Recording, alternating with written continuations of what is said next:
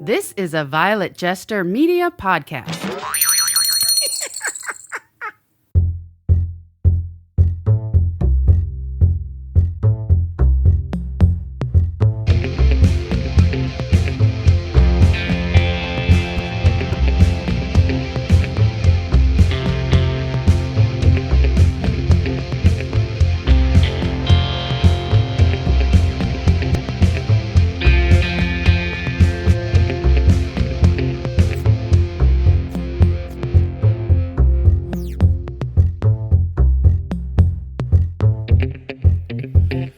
It's Christmas time in the city. We are late. We are We late. are late. We're doing a Christmas thing. We're not drunk yet. Now welcome to this epic disaster. It's Christmas Eve, Yep. isn't it? All It day. is Christmas Eve. All day. It's Christmas Eve late. Yes. Later than we usually do a show. We decided to kind of wait. And have we decided, are we doing the live show, the live broadcast later I tonight? would like to, but you were just Midnight? asleep in your car. I Or could- not in your car, in your chair. Yeah, I was driving and I fell asleep. That doesn't mean I can't do a little You know, car, chair. same midnight. We're going to try to do a reading of Night Before Christmas difference. Yeah. at midnight Yeah. for no one to watch. And for no apparent reason. Why not? I'm We'll down. just do that and then it'll be over. Okay. Maybe we'll be drunk. I will. Hi, how are you? You having a good Christmas, everyone? Well, tomorrow all the Christmas stuff is over. You know, I was out shopping today. I had to do some last minute stuff. They've just pushed Christmas to the corners now. It's over. Right. It's just like there's Valentine's you have- shit out. Yeah, you've got like a little Christmas aisle now. Right. And it's then- all half off. Yeah, and they were your Christmas buddies for a long time. It's like, oh, Christmas, and now it's just like Christmas. What? Get that out of here. Who wants Christmas? Yeah, so I kind of feel bad for Christmas, and I like Christmas. And Christmas isn't over yet. No, it's not. In fact, today we kind of, sort of, a little bit have a Christmas beer. We do, and we're For going to our open live it beer review. right now. I tried to find, and I know I've already, this is like going to be the third week that I've ranted about this, but I tried to find Office Party again this week. It's gone. It's just, you can't get it. So I don't know if any of y'all saw the picture that I posted. I think I posted it on Epic Disaster page. I was at my grocery store in my little part of Atlanta has a bar in Yeah. it in which they serve wine and beer. Mm-hmm. And it's always wines and beers that they sell in store. And the prices are amazing because they're trying to get you to actually purchase the beer Brewski. or wine before you leave the store. So I found Office Party at the Kroger bar On draft. on draft. And I was like, wow, they have it here. And Rick will be so happy. So I went and I looked for it. And I went up and down that aisle 3-4 times. They didn't even have a space for it on the aisle. So Yeah. they weren't selling it anymore. They were just selling it in I think it's sold out because it was so good. Yeah. Yeah. So sorry.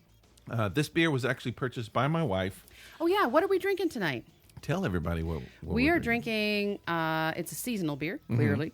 It's by Harpoon, and it is Winter Warmer. It's a cinnamon and nutmeg holiday ale with a 5.9% alcohol by volume. It's average. It says, "'Tis not the first snow that falls or the first holiday song. 'Tis that seasonal aroma of cinnamon and nutmeg drifting from the brew house that heralds this season of tradition, wonder, and the overuse of 'tis."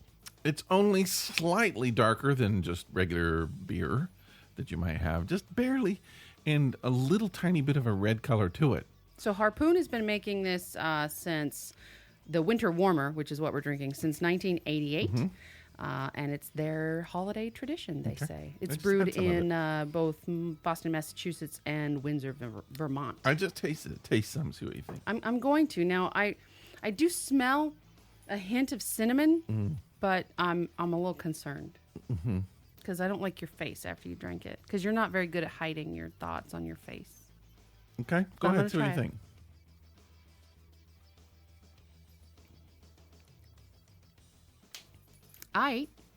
Okay. It's we'll see. Yeah. We'll let you know. at the end of this here podcast, which is what we normally do. We're going to drink it while we chat at you for a little while, and then we'll let you know when we're done what we think of it. And if we like it, we recommend you pick it up. If we don't like it, we recommend you pick it up anyways and decide for yourself. Well, just so everybody knows, and no one really needs to know, but we'll just tell everybody anyway. So it's Christmas Eve, and you are staying at my house for Christmas Eve. It's sort of a tradition. It's become a tradition. You come over and stay with my wife and myself at our house, and you stay the night. I do. And then get up the next morning and open presents. Now, and have some Christmas dinner. I didn't know you were going to get into that part of things right now. Oh, was I not supposed to say anything? Well, no. Remember I told you I had a question to ask you? Okay. It involves what you just discussed. Okay. So, would you rather play Zobmondo first? We can. Okay, let's do that first, and then you'll have ask me a question. A question about Christmas. Okay. It's a big question, folks. Sure. All right. Stay tuned. Listen for the question. Okay, but let's play Zobmondo first. Zobmondo, which is the game of Would You Rather. Would you rather? And I'd like you to go which first. We play every time, every episode. Yep. From now on, maybe not from now on, but for a while we're playing. Yeah, and I'm dropping a blue stone. All right, so blue, nope, it's green. You were wrong. So green stands for ethics and intellect. And Christmas. And sometimes Christmas. Okay, so again, each question is a would you rather. So would you rather know there's a heaven and go there now? Oh, that's weird. Okay. Or live the rest of your natural life and never know for sure? That's going to happen. Right? I mean, that's a no-brainer. That's kind of a weird question. I'm just going to put the card back. I'll just say I'll keep it like it is right now. Why Status not? Quo. And why would I just want to go to heaven right now? Is like my if life you that know bad? There's a heaven, or is heaven that great? I remember when I was in college, one of my good friends at the time was, I can't remember if he was just taking a philosophy class or if he was a philosophy major. But he went to college being a very religious kid, and he lost his religion in class, in philosophy class. Like during class. Mm-hmm. You saw it happen. You watched it. No, I wasn't there. He just told me about it. And apparently the professor asked him if he believed in heaven. And he said yes. And he said, no, you don't, because you would try to get there now. If you believed heaven was real and all of the great stuff about heaven, then you would try to go there. Mm-hmm. So you obviously don't believe it's real. Exactly. And that apparently started him. Shook him to his core. And he lost his religion. Now, I don't know if he ever got it back. I don't know anything about, I've lost touch with him, but I remember that. Interesting. And I just remembered, I thought, what a weird thing, because I would have said, I would much rather be having sex than sitting in your classroom. But I'm here. Because sometimes you got to do something you don't want to do. Yep. That's what I would have said.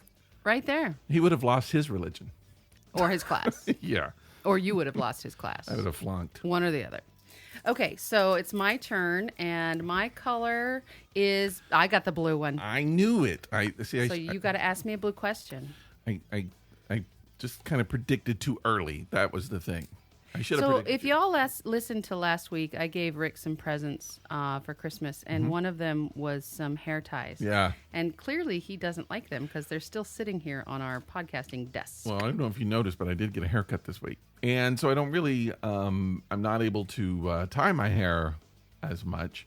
But these will probably get used for an art project. That's what I'm thinking. Okay. All right. Blue, appearance / embarrassment. I have both. Well, this is just a fun question. Okay. Would you rather have your breath smell like a bad fart or your laugh sound like a fart? Ooh. I'd rather... Wow. Because I laugh a lot. But that would be so much fun. You start to laugh and you go... And it would make people laugh. And then they would laugh. And then I would laugh more. But if your breath smelled like no one would want to laugh with you. And no one would want to sit around you. They wouldn't want to do anything. I'm going to go with the laugh option. Farts are fun. You would be fun at a comedy concert. Comedy performance. I'm just laughing. I promise. I'm just laughing. They're like, really? That's a laugh? Sure. Would that be weird if you could laugh and your breath smelled like fart? Because you'd go, and then go, who farted? God. Or what if we change it up and say every time you laugh, you actually fart? So either your breath stinks, Oh, God. or you fart every time you laugh. And this is our Christmas show, ladies and gentlemen. Have a Merry Christmas. Jeez. Okay. Okay. Well, that's Mondo for another week. All right. So Now you know what we'd rather do. just before we played Zabmondo, I mentioned that I had a question for you. Yeah. Because you brought up our current tradition, which Yes. is me coming over to your house, your and your current wife's house. And I spend Christmas Eve, and we wake up Christmas morning, and we have breakfast and do presents Yeah. and all that. So I have a question. Okay. I'm going to pose the question to you. I'm going to give a little background, Okay. and then I'm going to pose the question again. Okay. Now, you're not allowed to answer till the end. Okay, I'll hold my tongue. Okay. I'll hold my fart breath. All of the things. Hold whatever you need to hold. All right. Sorry, I was laughing. So my question is this. Do I stay at your house every Christmas Eve because you and your wife are afraid I'm going to hurt myself? And this is a serious question because here's the background part. The background is the first time I stayed at your house for Christmas Eve, obviously after we split up, was the first Christmas that you had with your wife. And why not have your ex-girlfriend spend the night on Christmas Eve and wake up Christmas morning? Because that's fun. Now, don't interrupt. Well, I'm just going to make one. I was going to make one correction. But Now, so mind you- the first Christmas we spent together, we weren't married. And the second one we spent together. The first Christmas that I spent the night at your house was in Douglasville, and that was the first Christmas that the two of you were at home living together, spending Christmas. Right, but I'm, yeah. Is that true? Yeah, I'm just saying the first Okay. Christmas we spent together, though, we were not married. And you know, it was at her place, her house. Right, but what I mean is as a couple living together. Yeah, I was trying to remember because a year later, we got married a year afterwards. Mm-hmm. Yeah, so we never had, we only had that one Christmas not married. Right. And that was like a month after we met. And then a year later, we were married. And then you stayed with that one. No, I stayed in Douglasville. Right, a before year later. you got married. Okay, so I have to. Either way. So, because You had if you only were been- staying there before we got married, we weren't married. So, Right. yeah. Either way. But it's a new relationship. Either Right. way, married or not. Sure. And No so one wants to hear all the questions, the puzzles. no. And mind you, I was in a very, very dark place at that time. And you guys you convinced me. You almost forced me to spend the night that night. You were like, come over, Maria will make you cioppino, which she did, which, oh my God, was heaven. And we'll watch Scrooge, which is my favorite musical, my favorite rendition of Christmas Carol, and all of this. And it was all very focused on me because I was going through something. And I felt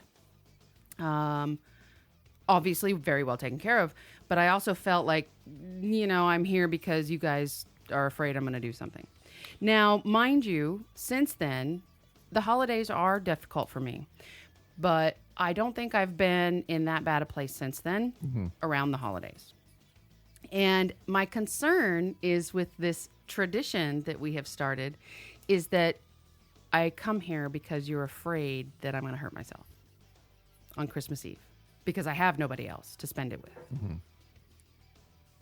So, again, Do I answer now? I pose the question to you. Do I spend Christmas Eve with you and Maria because you're afraid I'm going to hurt myself? Is now when I answer? Yes. Absolutely not. Okay. I don't remember that ever being a thing. I do remember there were a couple times when there were some personal issues going on, which I won't go into, which we wanted you to stay to kind of so that you could be watched during some past difficult times. Didn't involve Christmas. The first Christmas, as I recall, and I know it was you weren't having a good time. It might have been we just wanted you to have a good time. And so I think at that point, I was starting to kind of think you should move to Atlanta. And so I think it was just I thought if you can come here and kind of look, spend a little time in Atlanta, have a good time, maybe you would consider moving. So no, I mean, it never has ever been about that I know of. It's always been just because it's fun. Okay.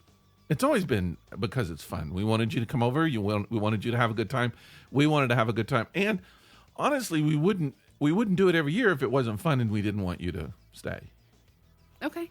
And I'm not saying, even though it's quote a tradition now, who knows, next year we might be out of town or, we might decide we don't want you here anymore ever.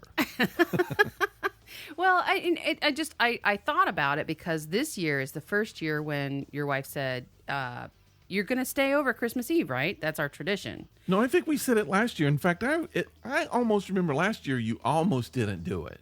Well, this year I definitely almost didn't do it because of my new addition to my family, which is my pup.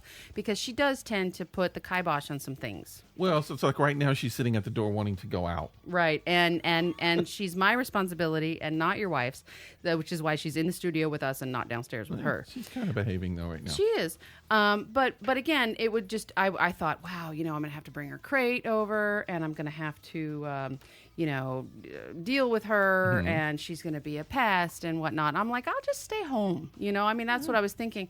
And then Maria was like, no, you can't do that. You can't do that. You gotta come. Yeah, it's just kind of become fun. And what's weird is we don't buy presents for anybody except, and sometimes we don't buy them for each other. Mm-hmm. This year, we kind of set a limit. We said, all right, let's buy some presents. We're not going to buy anything expensive. Let's just buy, just so it's fun. You can open some stuff on Christmas. And I don't know, we might have bought more stuff for you than we did ourselves.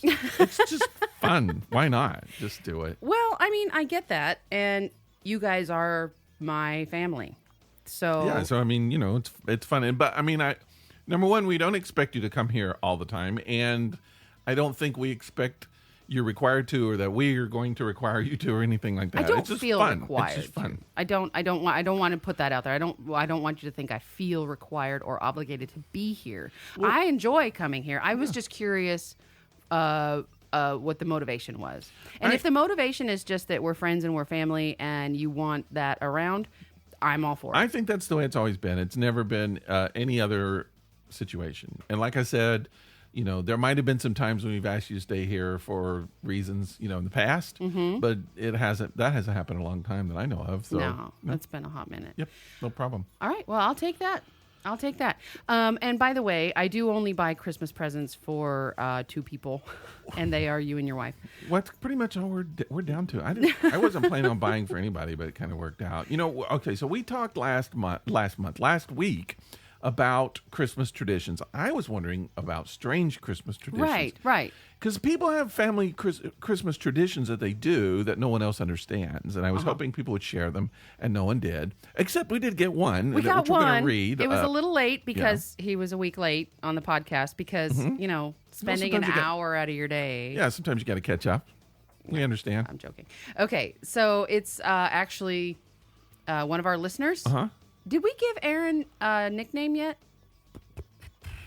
I don't know. We were going to write all of our nicknames down, which we haven't done, and but we need to find clearly out. Our whiteboard is empty. We need to do that. Yeah. Aaron, I'm sorry if we gave you a nickname, hon. You didn't use it in your email, so I'm just going to. And if we didn't, we need to do it. Yeah, we're going to do it. I'll just call him AJ for now. So AJ says, well, I wouldn't say no. Hold on. I wouldn't say no one else would have it, but my in-laws have a Christmas tradition called the sock hunt. What it typically involves is twofold. The first, usually some type of game. It's varied year to year, usually trivia about family members or some piece of general knowledge, with the winner of the round picking their first sock. All right. Once everyone has a sock, everyone looks inside for a clue as to where in the house the mate to this sock is found. So that's an interesting That's thing. a tradition. Yeah. So it's a sock hunt. Yeah. Rather like an egg hunt, I guess, around the Easter holiday. Yeah. They do a sock hunt. So first you have to play a game. It means you have to sit down and talk to each other. Yeah. You have to know things about each other. And you get a sock. And then you have to search the house to find the mate to the sock. Now, my question is, because he doesn't actually say here, my question is, what do you win?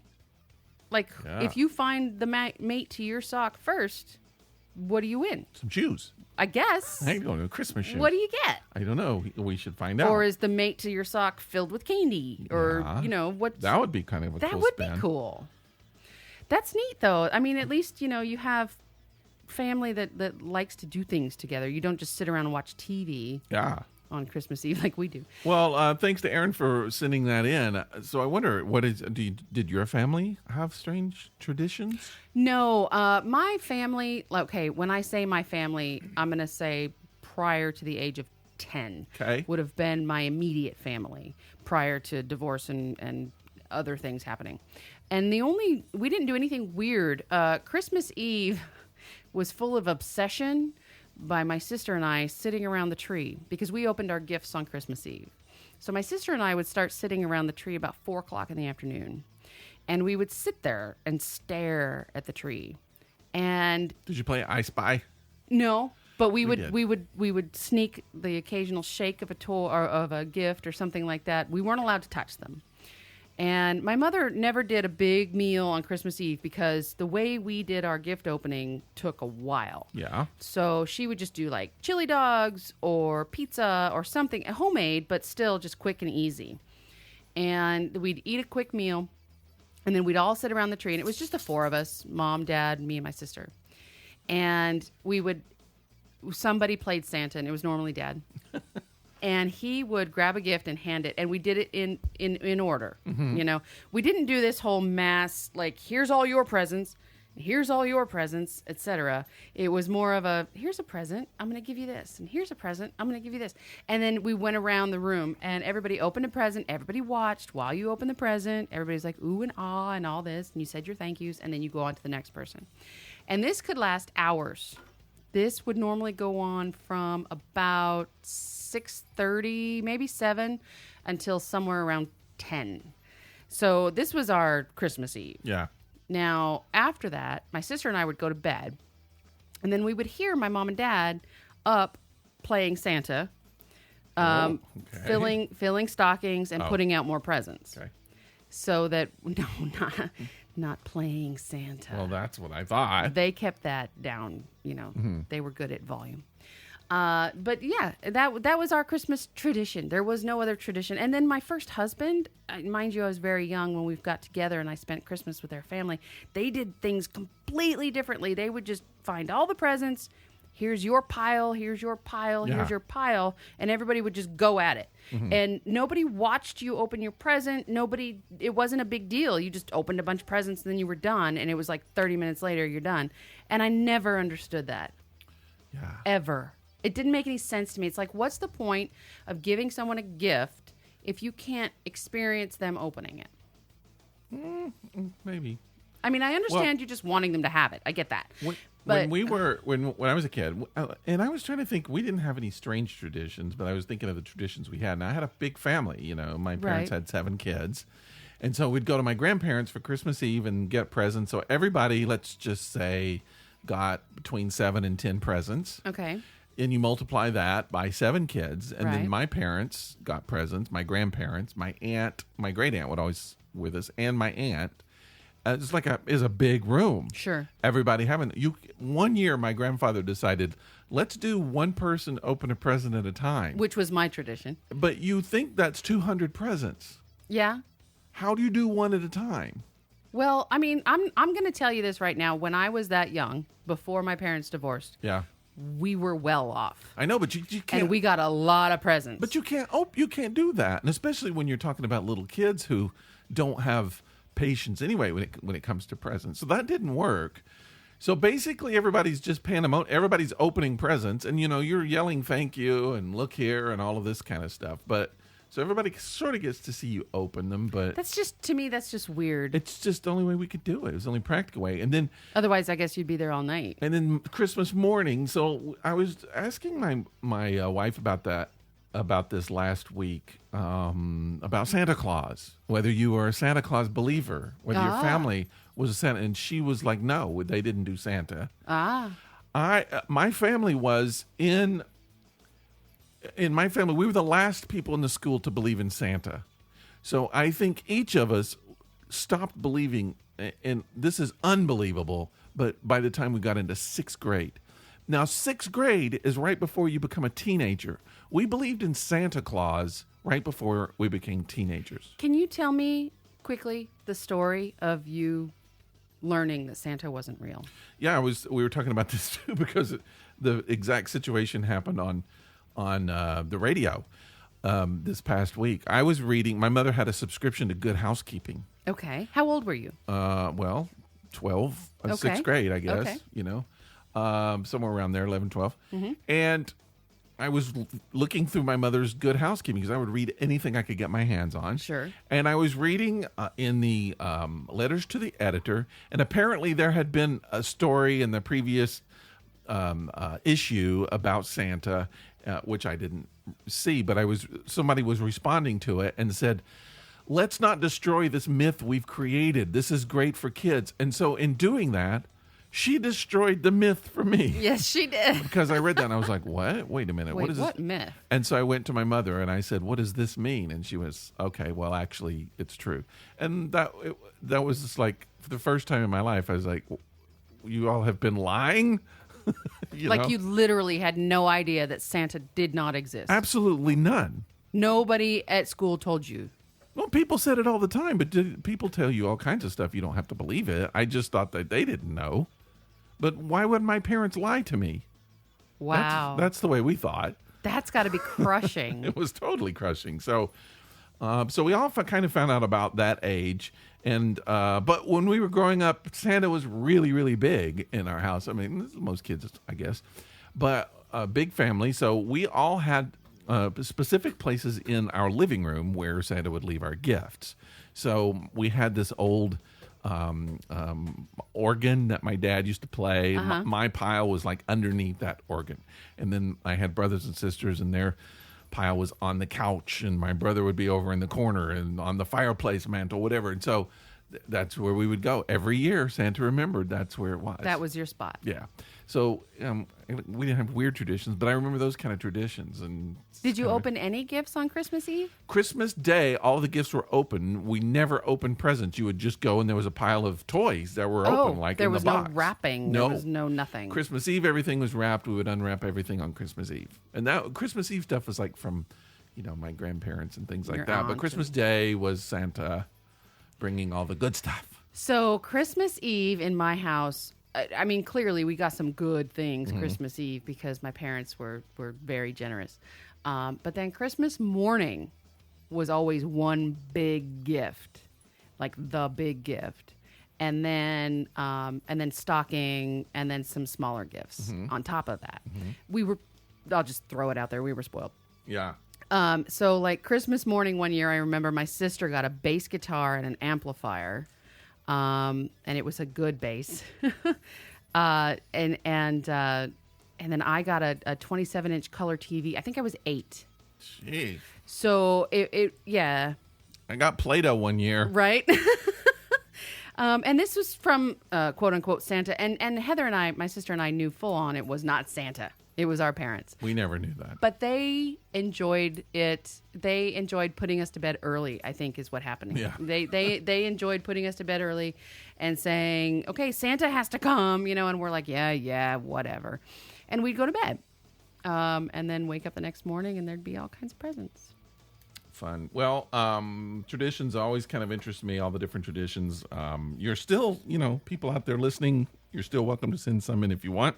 Yeah, we're always interested. We'll read some good ones on the air. That was mine. That was all I can think of. Couldn't think of any. And I still build some weird traditions. I think the weirdest tradition for me now is just 24-hour Hallmark Channel movies. You do that from All the Thanksgiving on. Yeah, it just which stays just on. blows me away. Stays on. I don't know why, because they all suck. But. And tonight, when I got here, you had to go shower. So I was watching the dogs, but you still had the Hallmark Channel on. So I just looked up, and I noticed that an actor from one of my absolute favorite shows, and somebody that I've had the hots for since, whenever, Colin Ferguson, was on. He played Sheriff Carter in Eureka, if you're familiar. And the Maytag repairman. And he's also the Maytag repairman. Yep. And he was in this show, and I was like, no. Yeah. And God, he's been in a few. Yeah. I think a couple. Yeah, gorgeous man.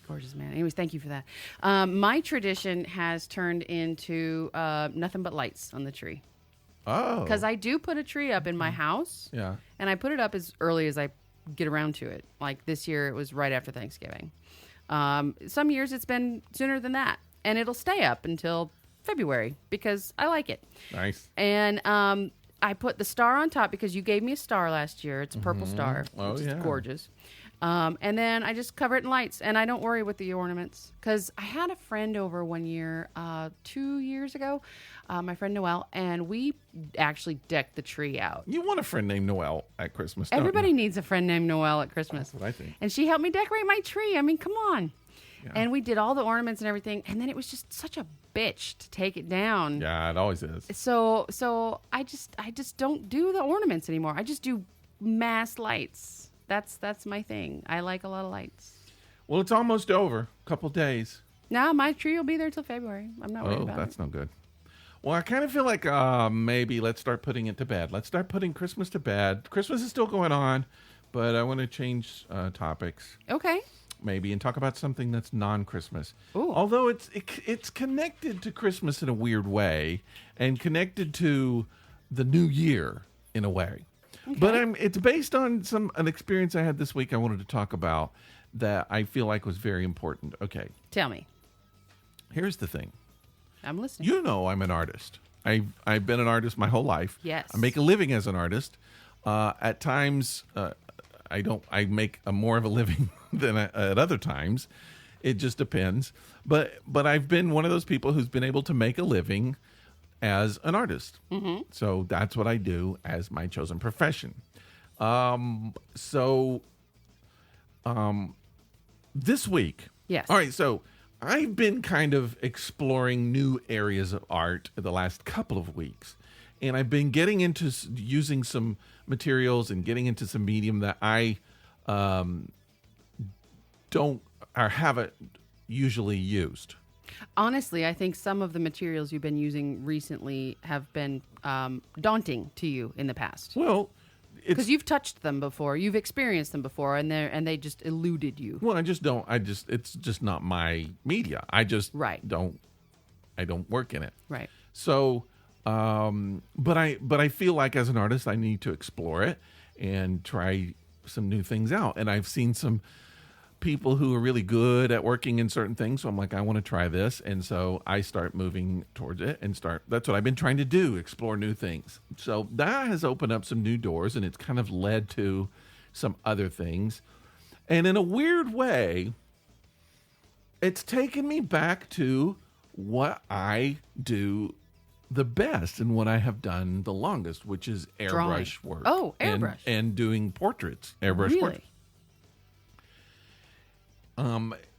And so what I'm doing basically is exploring a lot of new things in these fields. And then I've been watching some videos, which when I first started doing art, you didn't have YouTube. Right. You didn't have videos. You just had to learn the best you can. Right. And Books, if you had them. Yeah, other people's experience. Now there's just so much information there. But I started in doing, let's say 30 years, I've been doing what I'm doing for 30 years. Mm-hmm. And all of a sudden I'm coming back and I'm looking at it again and I'm finding things that I had absolutely no idea that I could do. Really? Like? Well, I'm not going to get specific in it, but what I'm going to say is, here's what I found out about myself. And this is what I want to talk about, because I feel like it's something that's kind of a good goal for the new year. And basically what it is I just became aware at how I have put limitations on what I do, limitations on my thoughts even. Wow. Okay. Based on nothing except me and my thoughts. Wow. So, all right. So you've limited yourself for no reason. it's not like I just said, I can't do that. It's just that I never even thought that I could do it. I never explored it because I had those doors closed. I never looked at... Who closed those doors? Well, that's what I'm saying. Me. Or you just never opened them? I never opened them. I didn't know there were doors there. Oh, wow. So what I'm saying is I started in exploring what other people are doing in art, in using the medium that I have been using, that is like my... Your bread and butter. Yeah, the thing that I Yeah. excel at. And I look at it and I'm like, holy crap, why haven't I done this? I didn't even know... It just never entered my mind that I could do it. So are you talking about using the principles of airbrush in other mediums? Or are you talking about strictly using airbrush? Both. Okay. But it's basically just not doing it the way that I've always done it traditionally. It's like, oh, I had no idea I could do this. I had no idea I can add this. I had no idea. And there's no reason why I couldn't. I just didn't think about it. Right. It's just like, You no, can't think this of is the way I've always done it. This is the Right. way I'm going to do it. So I'm not going to deviate. I'm not going to explore new ideas. I'm not going to think about doing it this way. This is the way I do it, and I've always done it this way. This is the way you're supposed to do it.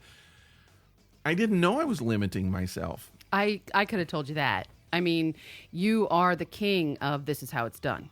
Well, I don't know. I think anybody is. It's we tend like we're doing a podcast. We're sitting at a desk, talking in mics. We're not podcasting, jumping out of planes. It's just like, Oh, let's do that. well, what I'm saying is that why do we always tend to just do things the way we always do it and the way we've always done it? I don't know. And I started looking at some new techniques, and it just literally my mind exploded.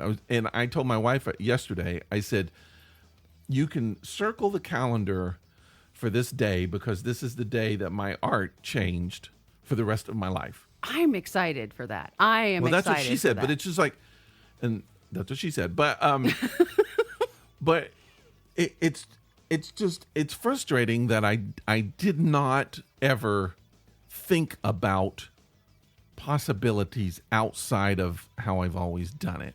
And so what I wanted to do today in this conversation is challenge people in the new year to start thinking outside of your box, outside of your ways of always doing things. Ask yourself why you're doing it. Ask yourself why you drive down this road to work, why you're driving this same car, why you're working in the same place, why you do the same things you do at your job over and over and over. A lot of times you have to, but often it's just because it's the way you've always done it, and you don't stop to think, is there a different way? Is there a better way? Is there a better job? You can tell yourself, I'm 40. It's too late to change jobs. I'm going to do this. It feeds my family. Boom. That's it. Right. And okay. Right. That's not a bad answer. It could work. But there's also other answers, and there's other options and other possibilities. And this is coming from someone who is 56 years old. Well, I don't worry too much about age, but Me either. But I'm just saying that there's no. It's not coming from somebody who's like 20 and possibilities. Well, the whole thing to me is a little bit embarrassing because I don't consider myself someone who puts myself in a box. I don't say I'm not going to explore a new technique. As in fact, in my business, that's what I do all the time. How can I do this different? How Right. can I do it new? Right. How can I do it cheaper? How can I do it better? How can I make this that I used to do more effective and look better, and Sure. people like it because I design a lot of stuff for kids and what we're gonna, all of that kind of stuff. But in limiting what I do, unconsciously limiting what I'm doing, and not even realizing, it's just like, it's not saying, oh, I could have done it that way. It's not that. It's, oh, there's an entire universe through this doorway that I had no idea existed. Wow. That's intense. It's that. That's intense. And it's just like, I could have found this 10 years, 20 years ago. But you didn't. But you found it now. But it's just like, why? And that's what's frustrating. It's like, why did I allow myself to say, this is what I do? Instead of, how can I do it better? It just is, okay, and I know I'm trying not to get into specifics because a lot of people don't understand what I do. Right. But I'm gonna throw out some specifics. So, in building a portrait with airbrush, which I do, that's what I do. I paint airbrush. I never once ever thought, because I work on canvas, I never thought of working on paper. Never. Why would I do it on paper? I just work on canvas. What would I get from working on paper? And then, why can't I use pencils with my airbrush? Why can't you? I've never done it before. I never thought of doing it. It completely changes the look and the results of what I do. I just never allowed myself to think about that as something else I can do, or something new, or a different way of doing it.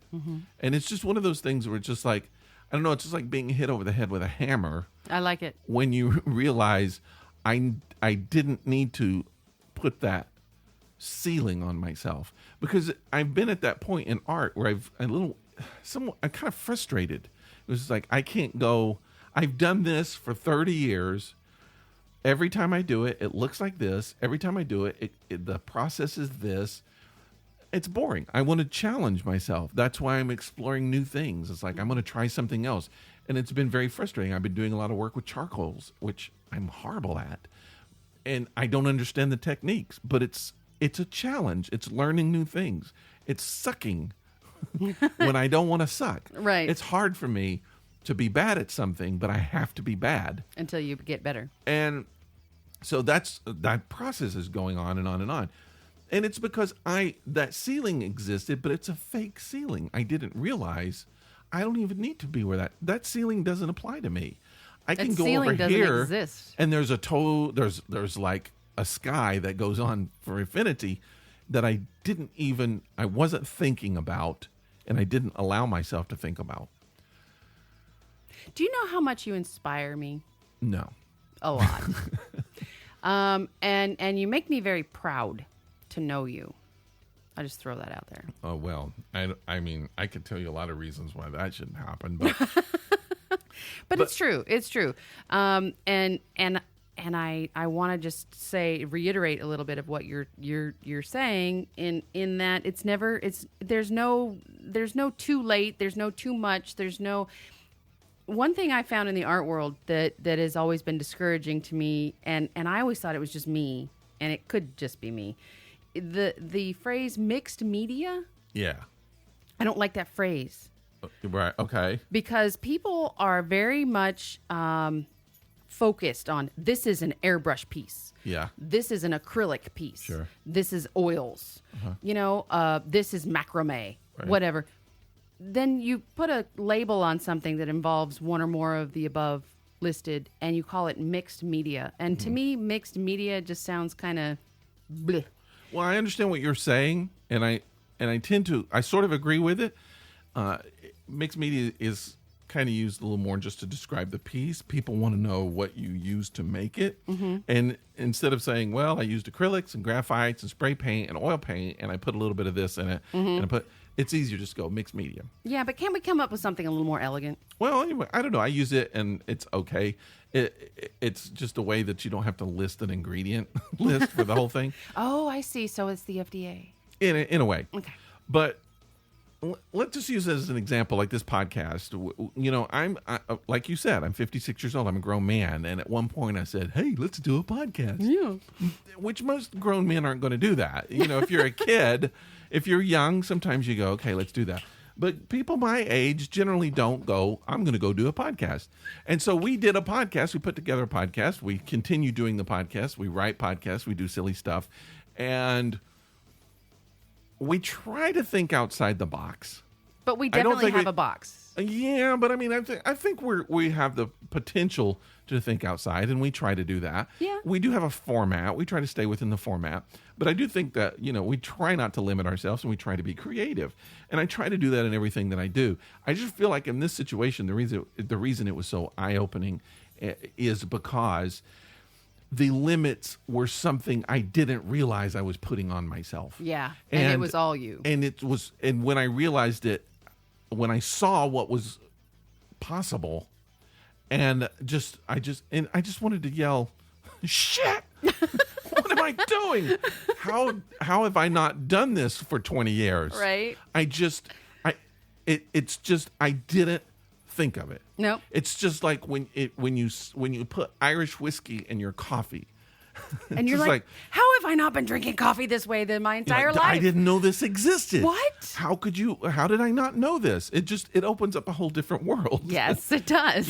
And creatively, it has. I just feel like, I now have my creative mission and my creative goals for next year already laid out. And I just feel like it literally, there have been some moments in my life where I can mark this was a change in my artistic style, ability, outlet. Mission. Yeah. I could just say this when I discovered this changed. When I started doing this changed.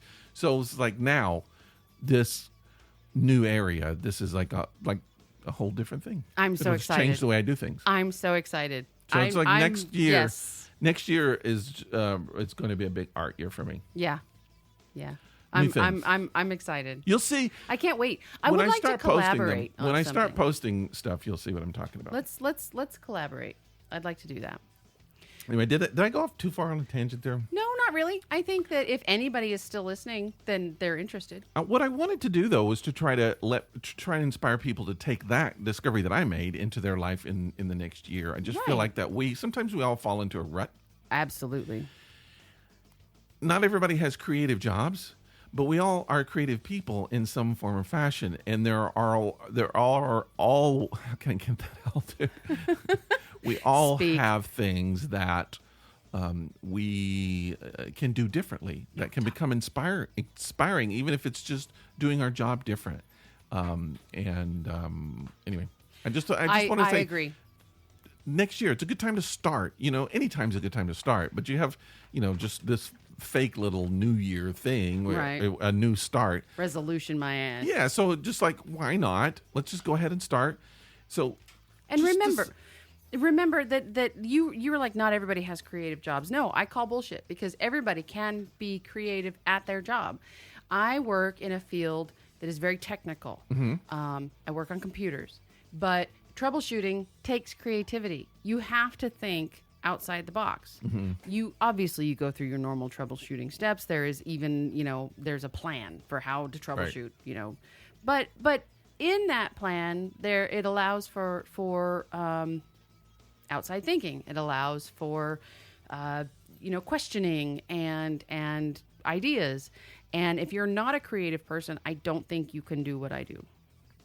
Well, that's correct. It's very true. You might be able to, but you would do it in a different way, and you would get different things out of it. Sure. So I think any job can be considered creative if you are creative enough to make it that way. Well, I know some people, they'll say, oh man, I would give anything to live the rest of my life on the beach. I would love to live on the beach. Just that would be my existence, to be on the beach all the time. Then find a job. And I would say, allows why you don't to you do it? And then they go, oh, I can't do that. How am I supposed to do that?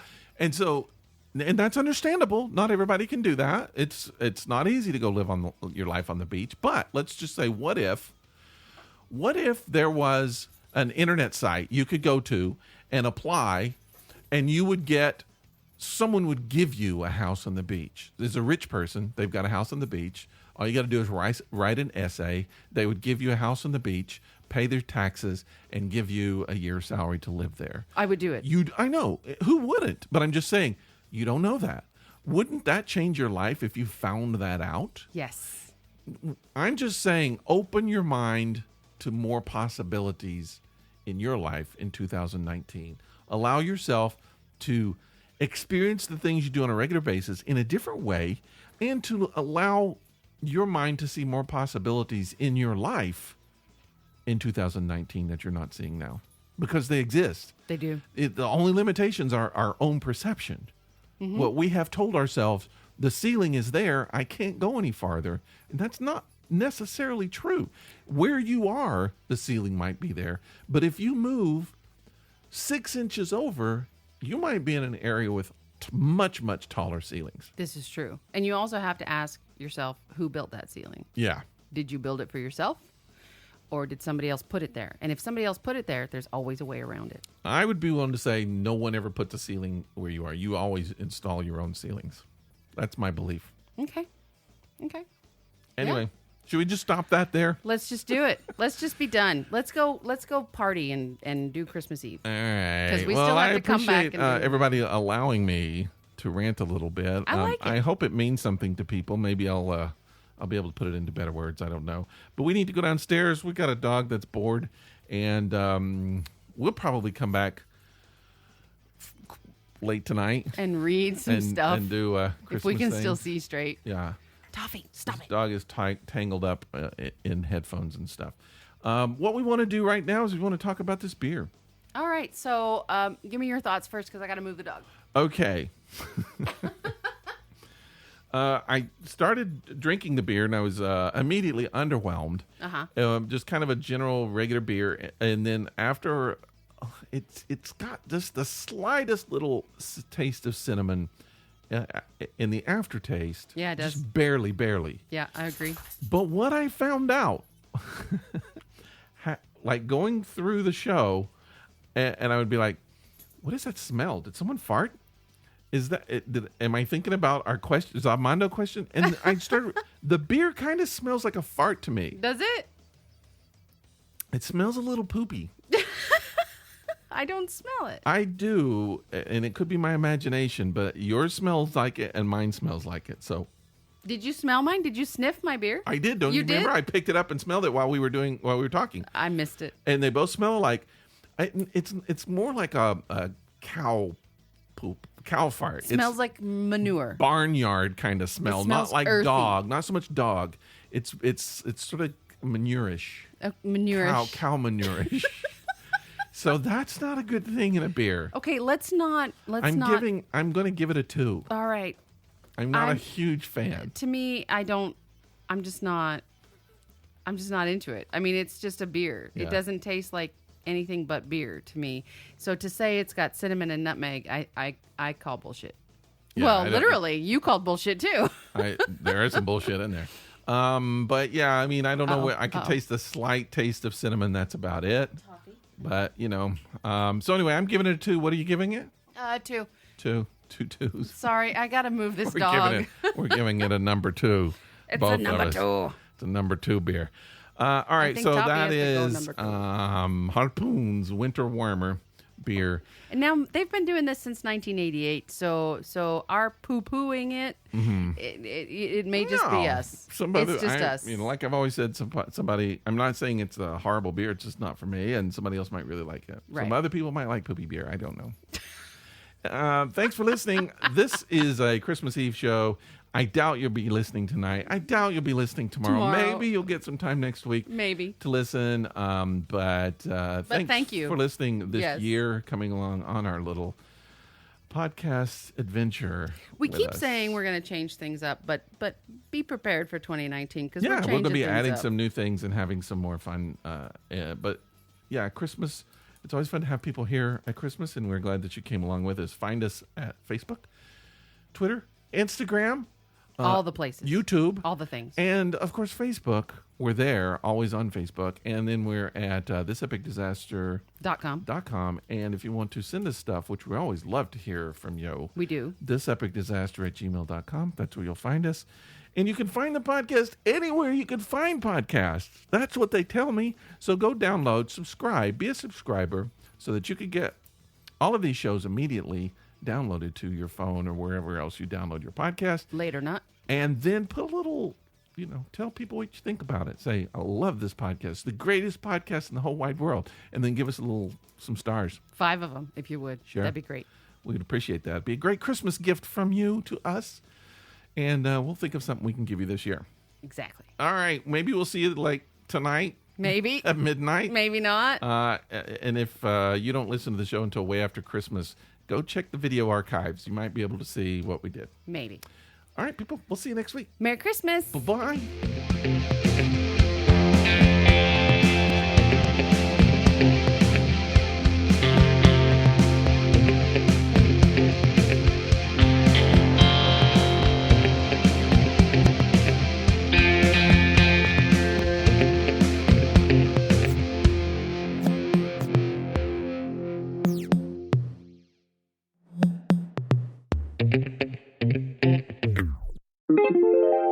This is a Violet Jester Media podcast.